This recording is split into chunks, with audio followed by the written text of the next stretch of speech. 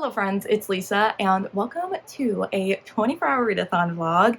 I'm so excited. It has been such a long time since I've done a 24-hour readathon and I've been really wanting to do one for honestly like months now, and I finally have found the time to do it and I'm very excited. Also because the day that this video is going up, June 26th, it will be 5 years since I posted my very first booktube video and also made my first bookstagram post as well. So it is my 5th year booktube and bookstagram anniversary, and I thought it'd be fun to celebrate with a 24-hour readathon. But obviously with it being my 5th year booktube, bookstagram also anniversary, I not only wanted to celebrate it, but I've also been reflecting a lot on my time here and what I want to be doing going forward. And I feel like it would be weird to celebrate my 5th year booktube anniversary without talking about this. And I was gonna save all of this for the end of the video, but I know most people kind of click off by the end of the video, so I want the most people here to hear this. Not that it's a big deal, but I just feel like I owe not only anyone who might care, but also myself an explanation and to kind of explain how I've been feeling kind of all year. But I think I'm feeling a bit burnt out with creating YouTube videos and things like that. I really haven't taken a break since I started 5 years ago. Pretty much since I started this channel 5 years ago, I have uploaded at least one video every week. There have been some weeks I've missed, but most of that has been this year because of how I've been feeling. I just have not been super excited and motivated to film things. I haven't been like excited to think of video ideas, and when I do have ideas, like I really drag my feet to film, and I don't want to feel that way. This is a hobby, this is supposed to be fun, and there's really no reason why I should feel that way about something that should be fun. So I don't know if it's just that I feel burnt out or if it's something else, but I definitely think I need to take a bit of a break from filming and posting, and we will just see what ends up happening going forward. What a weird way to like start a celebratory video about 5 years on booktube and be like, and now I'm leaving. But I'm not planning on leaving entirely. Like, I'm saying this and then like next week you're probably gonna see my mid-year book tag video because I do want to film that, I think, because I love that tag every year. So I definitely want to film that and post that. And I also have just like other plans for later on in the year, but not too many, and we'll just see if I end up filming these things, if I feel motivated and if I want to. We're just gonna take it one step at a time, you know? But I definitely am not going to be posting nearly as much as I have been, which this year really hasn't been as much as normal. But I didn't want to just like stop posting super regularly or potentially like at all eventually without saying something, because again, I feel like I owe an explanation to anyone who might care, but also to myself. I know it's not that serious. So many people just like stop posting or don't post regularly, and it's not a big deal, but I just feel like, especially now that we are celebrating this 5th year anniversary of me being here, I've been reflecting a lot and I'm really proud of this channel, and I've put so much effort and work into it, and I do feel really proud of it. And I feel like for myself, I wanted to at least be like, this is the maybe end of an era, or I don't know, I wanted to acknowledge it in some way. So yeah, we're gonna do this 24-hour readathon to celebrate the 5 years that I've spent here, and we're just gonna see what happens in the future. I'm not saying I'm gonna disappear. Like I said, you'll probably see a video from me next week with the mid-year book tag, so you're gonna be like, Lisa, what was all of that drama for if you're right here? But I think going forward beyond that, I might not be posting as much, and I just wanted to say something about it without just like peacing out. But first, we are going to celebrate with that 24-hour readathon. So enough mushy stuff, let's get into the fun reading, which is what people are here for, and let's chat about what I'm planning to read for this 24-hour readathon. So I feel like a lot of times with 24-hour readathons, I end up having a TBR that's like 20 books long, and I get to like 2 of them. So I think I've kept my TBR relatively reasonable this time around. I'm currently in the middle of reading 2 things I would like to pick up in this 24-hour readathon. One of them is on my Kindle, so holding it up really doesn't do much, but I'm currently reading Most Ardently by Gabe Cole Novoa. This is a Pride and Prejudice retelling, but we have a trans main character, and I am not super far in. I think I'm like 20% of the way in or something along those lines, so not super far, but I'd like to pick this up and potentially finish it in this 24-hour readathon. But I think I'm probably gonna save this for later on tonight because I love that with my Kindle, I can get in bed, be under my covers, turn the lights off, and just read until I fall asleep. So I think that that's where I'm going to need this. So I think I'm probably gonna read this later on tonight. But another book I'm currently in the middle of is An Ember in the Ashes by Sabatier. I'm currently doing a reread of this book and I'm having a great time. And I mean, am I having a great time? These characters just suffer from page 1. So like, I'm so emotional and so overwhelmed because these characters don't even know what they're gonna experience in the rest of the series, so I'm already hurt, but I'm also having a great time. But I wanted to reread the series before Air comes out later on this year, and I'm so excited to be back with these characters. Not, again, excited to be back watching them suffer, but I love Lia and Elias so much, and the very first chapter I read from Elias's perspective, I started to cry, so that's how that's going for me. But yeah, I'm doing a reread of this, I'm annotating it, I'm having such a good time, so I would like to pick this up at some point in the 24-hour readathon. I feel like, again, I have some other things I want to read, so this might be what I read tomorrow, like at the end of the readathon, just read this until the readathon ends. But I have 2 other things on my TBR that I think I'm gonna start the readathon with. One of them is Mysteries of Thorn Manor by Margaret Rogerson. I have been saving this for a 24-hour readathon since I got this, I think at the beginning of the year, because look at how cute and tiny she is. She is the perfect thing for a 24-hour readathon. I think it's like just under 200 pages. Yeah, it's 184 pages, but obviously this book is so tiny, like compared to Ember in the Ashes. It is quite small, so I don't think that this is gonna take me that long to read, and I just love reading short, quick things in 24-hour readathons because it makes me feel more accomplished. But this is a little sequel novella to Sorcery of Thorns by Margaret Rogerson, which, was that last year that I read that? I think it was last year, I think. And I absolutely loved it, and I just loved the characters so much that I'm like, I don't even care what happens in this. I'm just so excited to be back with the characters. Like, I don't expect this to be a new favorite thing, but just to be back with the characters, it's gonna be a really fun time. I do kind of hate how like oversaturated the cover is. I don't know why it looks like this because when you look at the cover like on Goodreads and online, like it does not look like this, but the way the actual cover is, it's so like oversaturated and bright, and I don't know why they made it like this. But anyway, I'm excited to read this. Like I said, it's gonna make me feel really accomplished because I'm gonna read it so fast and then it'll be another book done. And another book I'd like to pick up in this 24-hour readathon, I think I might actually start with this, is I Was Born for This by Alice Oseman.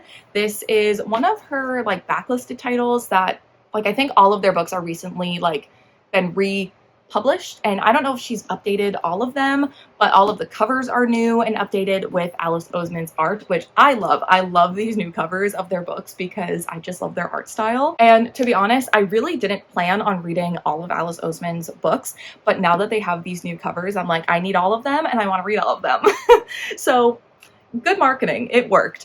But this book, I believe you're following members of a boy band, and one of the main characters, like, he's trans and also I think in a secret relationship with one of his band members, but then we're also following a fan of the band, and I think their paths cross, and I'm not really sure exactly what the plot of this book is, but I'm excited. As someone who has loved boy bands in her youth and still, I think this is going to be a fun read. I also think it's going to be interesting covering the fact that these members in this band have a secret relationship, and I feel like I've heard people talk about like shipping like real people and the problems with that being a conversation in this book, but I could be wrong. Maybe that's just what I want to happen in this book.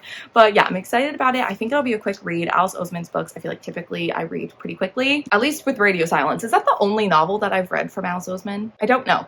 It might be actually, but I read that one really quick. Like, they're just very easy to fly through. So I think this will be a quick read. But yeah, I think I might start the 24-hour readathon with this book. I think it'll be a quick, fun thing to read first, and then later on we'll read this because it'll make me feel very accomplished. I might pick up like a graphic novel or something as well at some point. We're just gonna see where the day goes. I feel like this is a relatively reasonable TBR. We have these 3 books and Most Ardently. I don't plan on finishing all of these things, like especially my reread of Ember. This is probably just gonna be, I'm gonna pick it up when I feel like it. But yeah, I think that this is a pretty reasonable TBR. I feel like I can get through Most Ardently and these 2 books and then get some progress in Ember. That's really what I want. So we'll just see. And also I'm realizing like this is a very YA TBR, which is kind of funny. I feel like I don't read that much YA these days, so that's kind of fun. But also we'll probably make this TBR also go a little bit faster because they're all YA, and I feel like like I read YA a little bit faster than I do adult books. So yeah, excited about the TBR, excited to get started. It is currently a little after 11.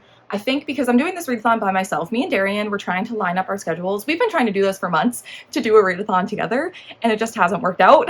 But I really wanted to do a 24-hour readathon for my 5 years on booktube, so I'm going on ahead without her, doing this 24-hour readathon by my lonesome, but it'll be okay. But because I'm doing this by myself, I can kind of start this readathon at any point. So what I'm gonna do, I think I'm gonna make myself an iced latte to kind of give myself a little caffeine boost, and then probably sit down, maybe take a picture for Instagram to acknowledge the start of the 24-hour readathon, and then start reading. I think that's gonna be the plan.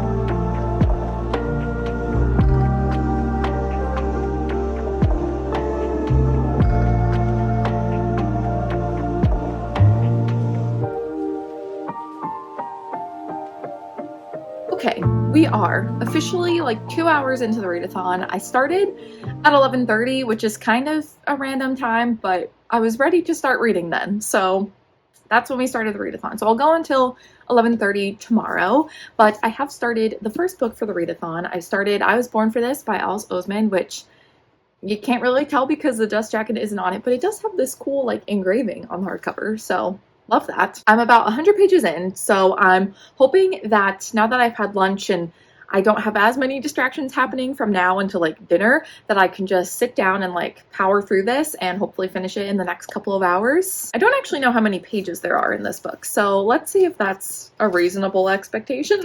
Okay, there's 348 pages, and then there's also like a short story about, I think, the characters at the end of this book, so we'll see. I think I can probably finish this in the next few hours. And I also did kind of get the description of this book a little wrong.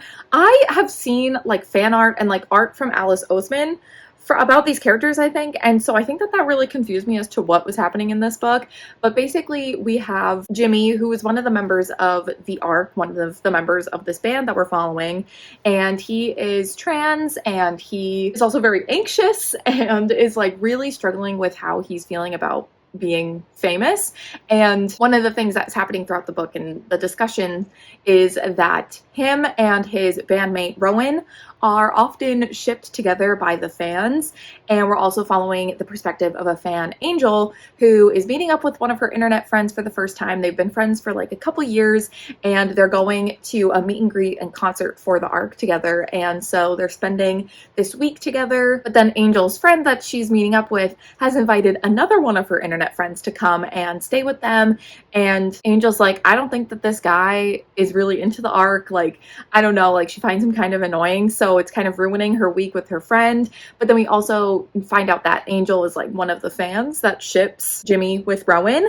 So I think it's very interesting that we have the perspective of the fan, or a fan of this band, and then also the members of the band themselves, and we see what's really going on that the fans don't know about, because Rowan and Jimmy are not in a relationship. They are not together. So obviously the fans believing this causes a lot of problems for them, and they have to very much like answer interview questions very carefully, and they know that like basically no matter what they do or say, things will get like inspected and people will have all these conspiracy theories. So it's really interesting. It's a very interesting look at shipping culture and fandom and celebrities. I think it is interesting that we're getting both the fans and the band perspective, like the celebrity and the fan perspectives. I will say, like, I know it's the beginning of the book. I'm only 100 pages in, and I'm sure the characters are going to go through a lot of growth and like learn a lot about themselves and change and grow, because that's what happens. But our main character, Angel, her shipping Jimmy and Rowan, I find so uncomfortable to read.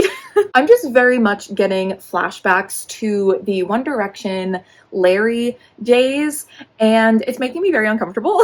And I just feel like that was probably a big like inspiration for Alice Oseman. I can't remember when this book was actually published, because all this book tells me is that this was published in 2022, which this new edition and new cover was, but I don't know when the original version was published. But I just feel like that whole era of fandom and One Direction and everything like was a big inspiration for this. But yeah, it's just like a little uncomfortable, and she's like, they make me believe in love, and like I think that they're together, and I want to tell them, like, if I meet them, or when I meet them, because she is meeting them, like I want to tell them that we like love and support them no matter what, and we'll be ready for them. And it's just like, girl, the parasocial relationship is parasocialing.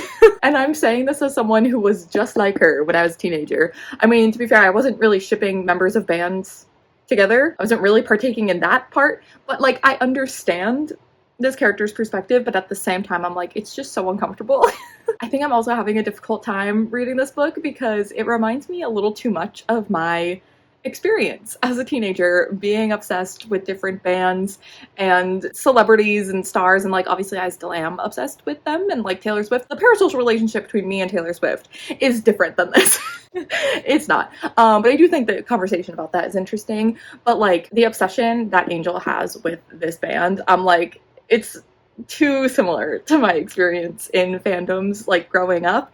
And so I think that's another thing that's like really uncomfortable for me to read, because I'm like, this is just too real. Like I feel like I'm reliving those years, and it's like, as much fun as I had, it's also a little bit cringy for me to read. Not that Alice Oseman is writing it in a cringy way, I just relate to it too much. And I see way too much of my younger self in this book, and I kind of hate it.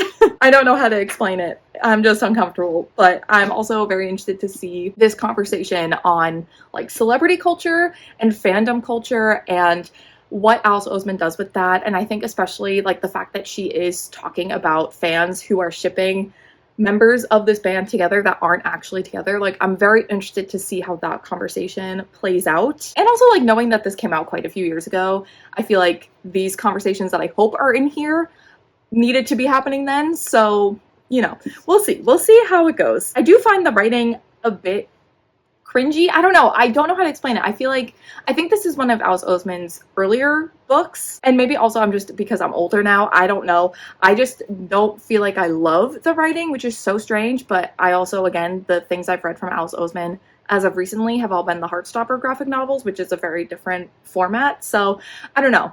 I'm not loving it, but I think the conversations could be really interesting that we have in here. So we'll see how it goes. And I'm still very confused about what fan art I was seeing, and also the Alice Oseman art that I was seeing based off of characters and things from this book. I'm probably just going to need to read to find out what I was seeing, but I'm confused. But anyway, yeah, we'll see how the rest of it goes. I'm going to try, I think, and just sit down, power through the rest of this book, and we'll see how I end up feeling about it. Right now, it's fine. Again, like I said, I think the conversations could be interesting, but we'll see how it's handled. But like generally, like the writing, the plot, I just feel kind of on it. Like it's fine.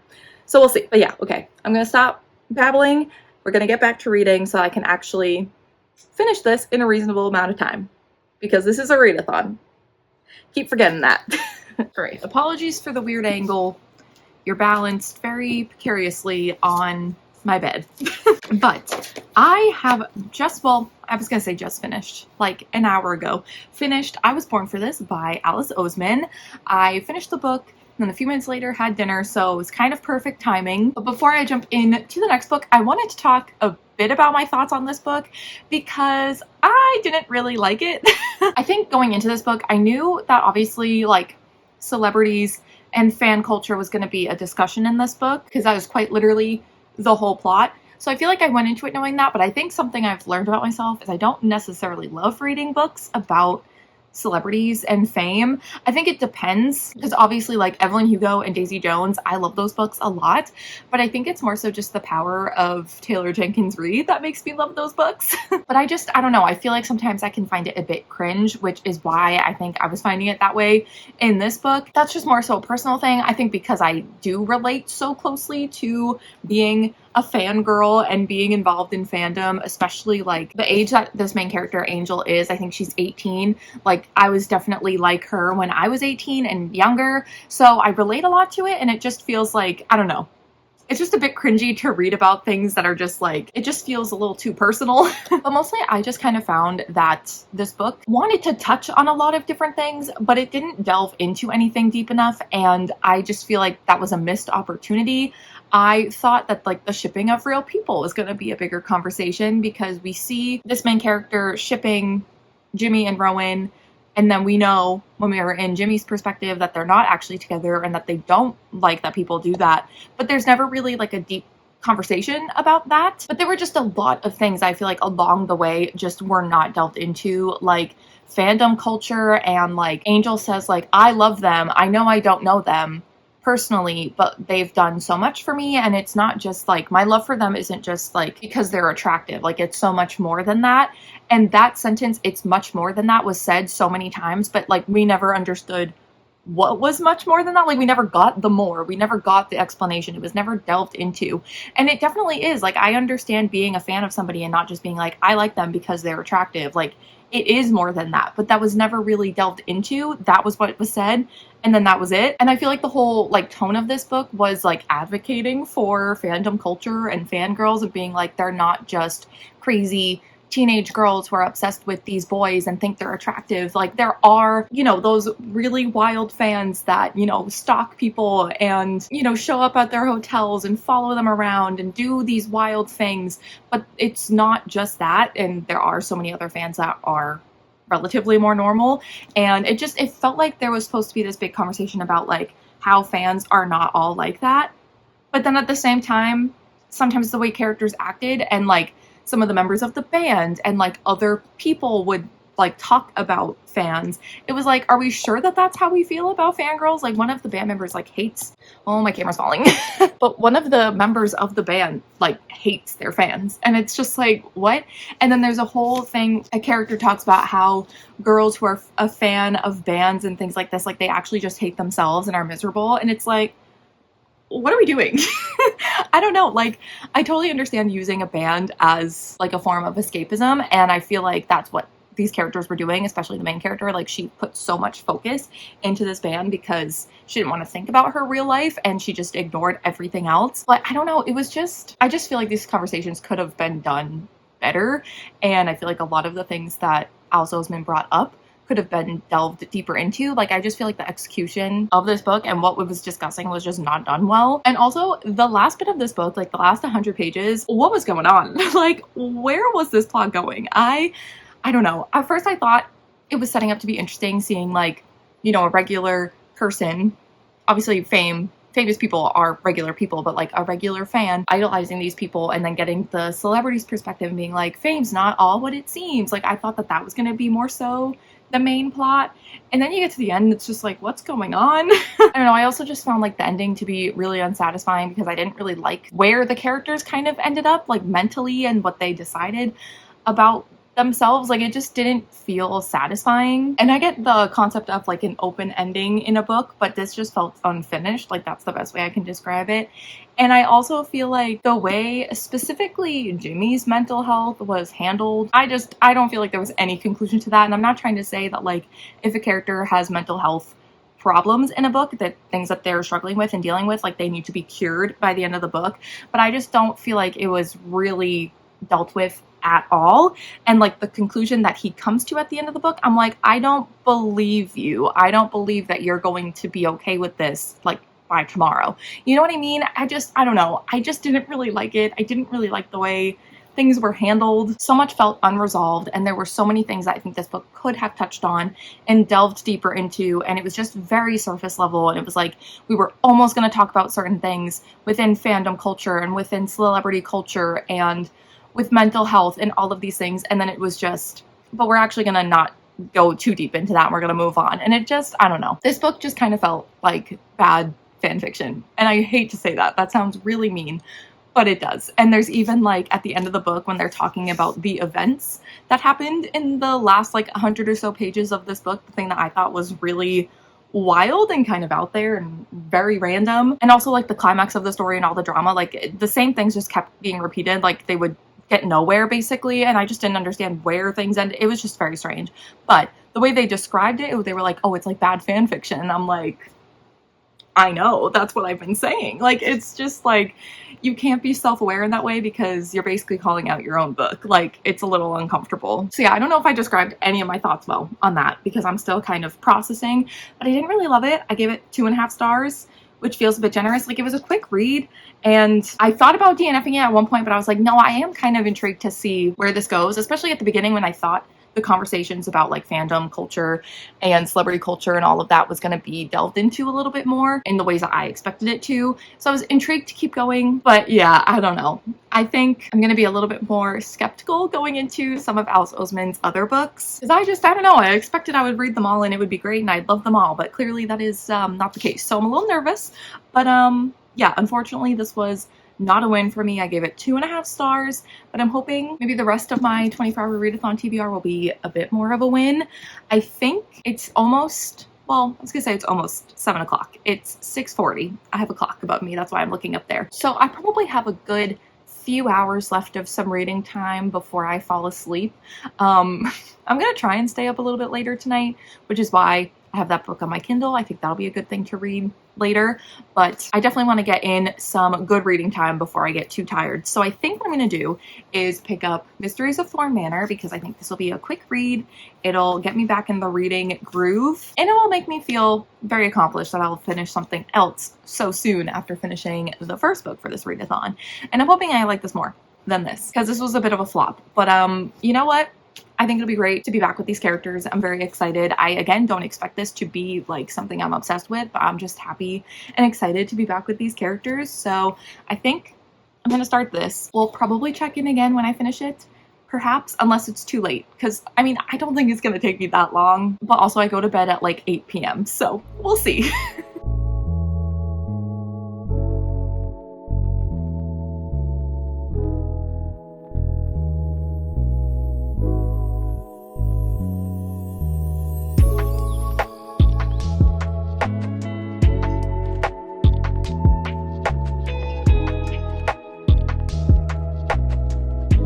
This man, he's just saying these things. What am I supposed to do?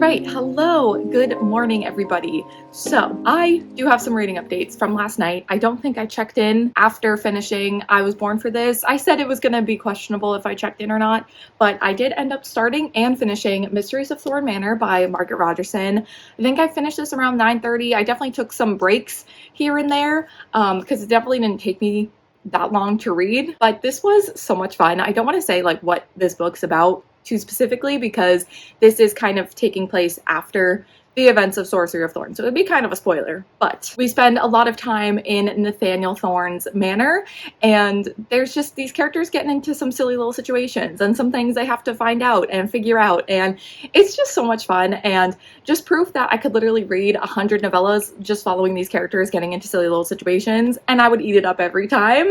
I feel like when I finished Sorcery of Thorns, I was very satisfied with how that book concluded. Like, I think that that book was fine as a standalone. Like, we didn't need more from the story, but I would gladly take more of those characters because I loved them so much, and this is exactly what I needed. And I knew how much I loved the characters. Like, I often think about Sorcery of Thorns, which I read like a year ago, maybe over a year ago at this point, and I think about the characters a lot. I think about that book a lot. So I knew going into this that I loved the characters, but like actually reading about them and being back with them just reminded me just how much I did love them. And I just had such a great time. It was so funny and also like made me cry.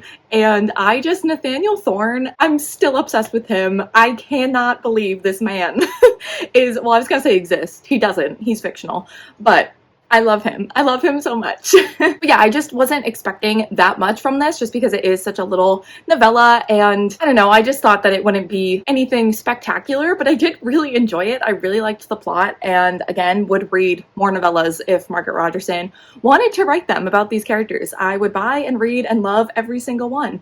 So I ended up giving this 4.5 stars, which was actually my current rating for Sorcery of Thorns, which when I rated this last night, I went back and just raised Sorcery of Thorns to a 5-star. Who am I kidding? It is a 5-star read. I think there were like bits of Sorcery of Thorns at the end that I didn't love as much as like the first half, but just how much I think about these characters and that story itself, like I just feel like it's a 5-star. I definitely want to reread it, and I feel like upon a reread it will be a 5-star. Plus this book takes place like in the winter time, and I'm like, oh, so what you're telling me is I should reread this around like Christmas time this year, and then I'll just have to reread Sorcery of Thorns as well. It's just gonna be great. I'm very excited. But yeah, this was such a lovely little addition to their story, and like I said, I could read so many more of these, so I had a great time. So yeah, like I said, I finished this around like 9:30 last night, ended up taking a little bit of a break. I got ready for bed, and then got in bed, lights out, ready to read Most Ardently on my Kindle at like 10 p.m. And I kind of was like, okay, Lisa, I know you're a granny, but try and read for like an hour. Just make it to 11. Get some good reading of Most Ardently in. And I think I made it like 20 minutes and then fell asleep. So I didn't read a ton of this last night, but I've been reading all this morning. It's almost 10 in the morning. It's 9:40 something. So I've been up for a few hours doing some reading. I'm now on chapter 20, which is 69% of the way through, and according to my Kindle, I have an hour and 4 minutes left of the book, so I definitely will be finishing this before the readathon ends. Like I was saying, this is a Pride and Prejudice retelling. It's a part of the Remixed Classics series. I think there's like a good amount of books in this series so far. This is the only one that I've read though, and we have Oliver, who is our main character, who is actually trans, and it is very similar to the Pride and Prejudice story. Like there are a lot of scenes and a lot of moments that are directly from the book, obviously rewritten a little bit in this author's style, but very similar things happening. Like the whole plot of Pride and Prejudice is just people going to each other's houses. Like I know people say that all the time, and it's kind of true, and that's happening in this book. But we do see more moments of Oliver going out and dressing as a boy, being himself, and not having to pretend to be Elizabeth, because a lot of people don't know about the fact that he is trans. But yeah, you see more moments of him like going out as himself and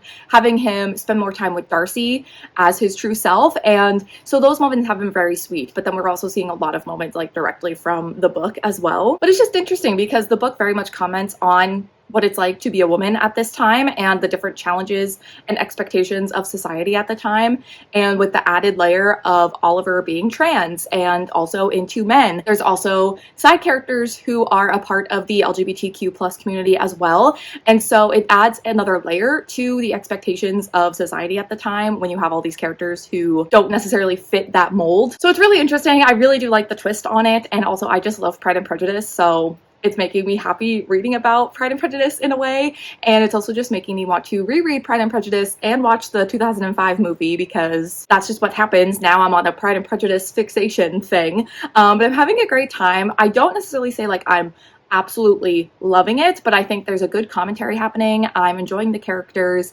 and obviously I enjoy the story of Pride and Prejudice, so the plot is also interesting with the added elements as well. So yeah, I'm having a good time. I think it'll be very easy for me to finish up before the readathon ends. Like I said, my Kindle says I have like an hour left, so should be able to finish it with a little bit of time to spare at the end of the readathon, and with that time I will jump into my reread of Ember. Probably won't read too much of Ember because I'm probably not going to have that much time at the end of the readathon, but I should have a little bit of time, so we'll see. We'll see how much I get read. I feel like I actually made a good TBR, and like I'm reading just as much as I expected to for this 24-hour readathon, so I'm kind of proud of myself. Like I said, normally I like overdo it and I have like 10 books on my TBR and I get through like 2 of them, so I feel like this was a reasonably good TBR. I'm very happy with the progress, and now I'm going to stop babbling so I can actually go and read and get some more pages in before the readathon ends.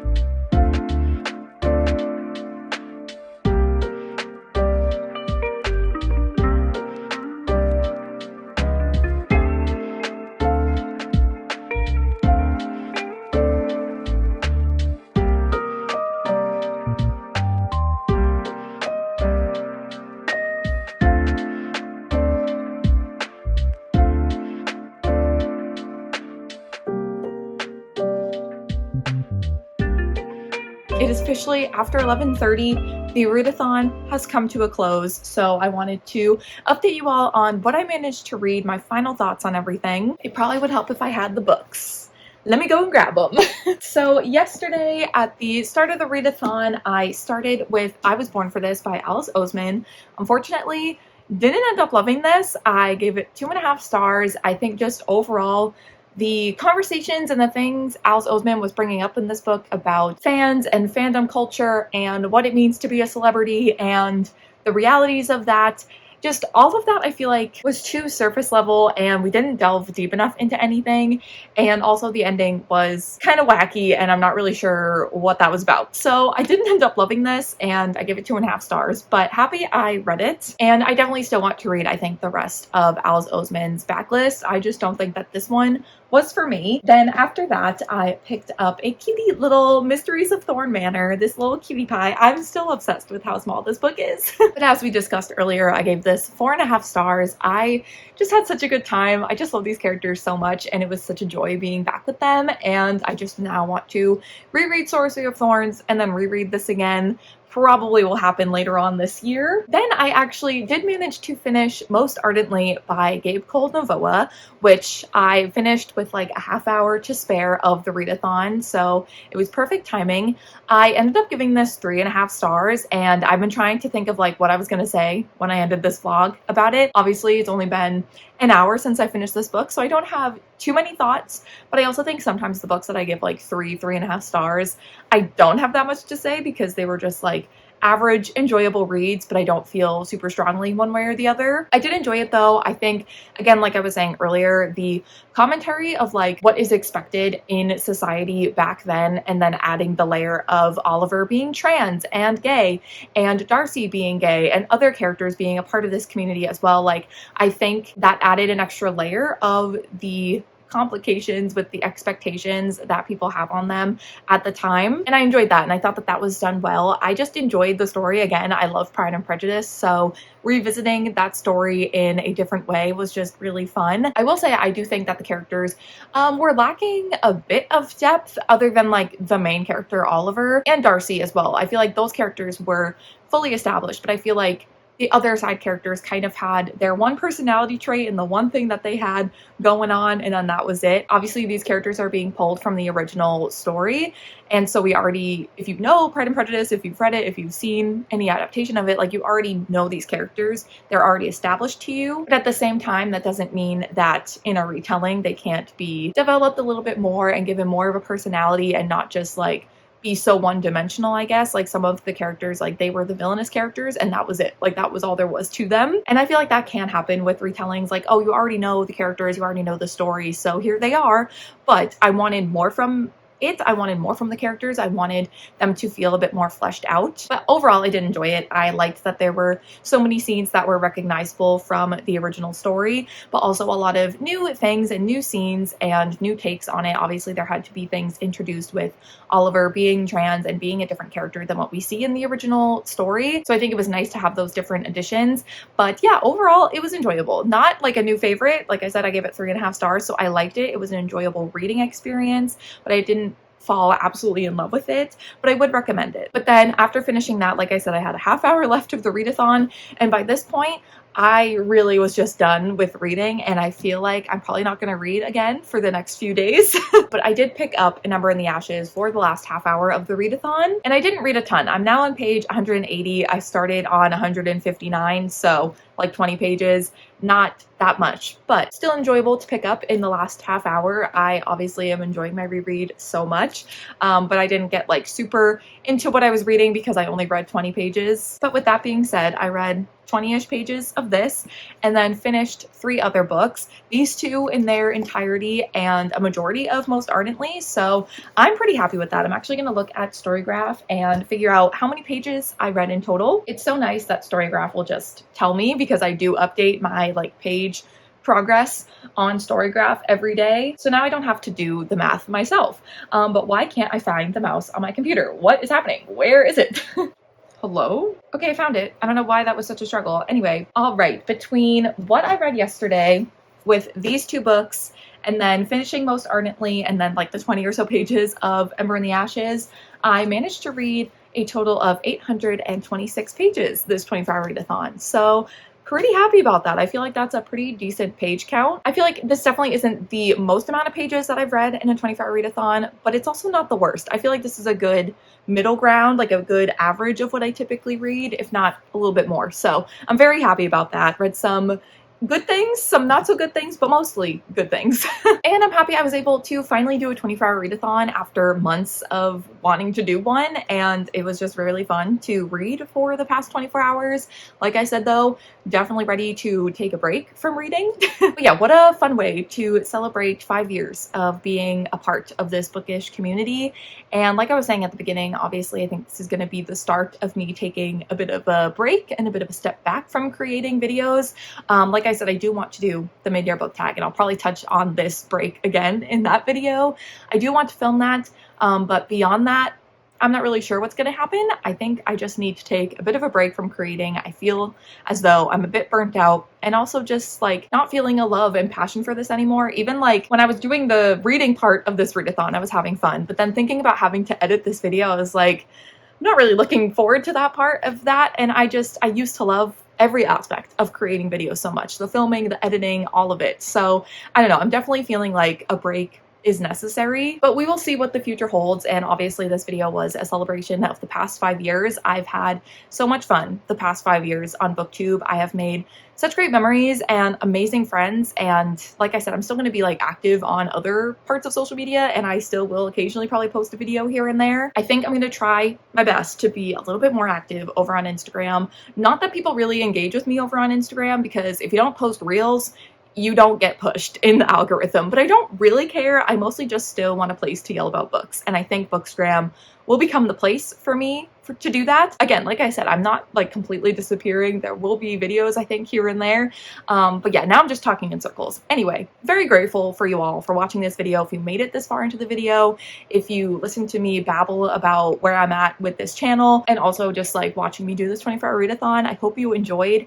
And again, I thank you all so much for sticking around these past 5 years. It has been so much fun. I'm just so grateful for this little community that we've created, and so grateful for you all. And I hope that you will support me in this little break that I will be taking. Again, we'll be active on some other social media, so you can definitely find me there. All of the Instagram, Twitter, Goodreads, all of that, Storygraph, that's linked below if you want to follow me there. But thank you all so much for the past 5 years of good, fun, bookish times. I don't want to get too sentimental because I don't want to get emotional. We're not here to do that. And again, this break, it's not that serious. It really isn't that deep. Like I said, I will be posting probably other videos throughout the year. So anyway, we're gonna wrap this up because I just keep babbling in circles. But thank you all so much for watching this 24-hour readathon. I hope you enjoyed, and let me know if you've read any of the books that I read in this 24-hour readathon. I'd love to discuss them all with you. But I think that is going to be it for this celebratory 24-hour readathon vlog. So thank you all so much for watching, and I will see you in my next one. Bye.